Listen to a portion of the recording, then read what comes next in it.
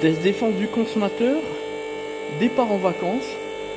La dame est venue nous contacter par le biais de son mari ce matin, et puis surtout là elle est venue donc à 13h30 là, pour un problème d'additif. Faut croire qu'en ce moment on fait que ça. Bref, c'est la demande. Voilà, et nous on s'exécute par rapport à la demande du consommateur. Donc là on va faire un remplissage, le télécodage additif, c'est 4 phases de rien d'extraordinaire. Donc là le réservoir on le retrouve ici, donc à gauche. On va enlever comme d'habitude les deux écrous de 10 ici, décaler la protection plastique et ouvrir la durée juste derrière.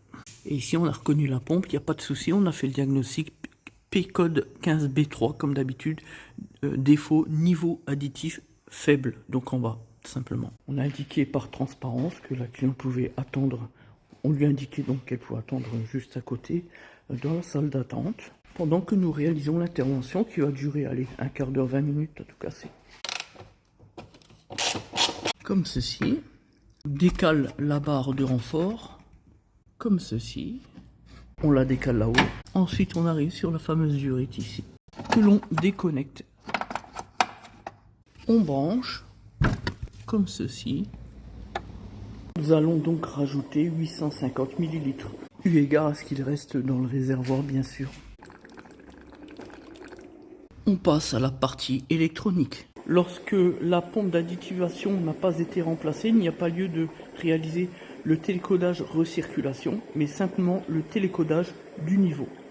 Ce qui implique évidemment de la compétence et l'outil diagnostic, et surtout savoir l'utiliser, ce que nous allons faire, ce que nous savons faire, ce qui est notre compétence. Regardez, malgré le remplissage, toujours le volant service allumé.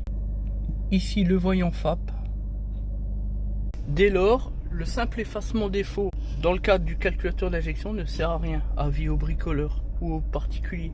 Donc il faut nécessairement passer par la case garagiste.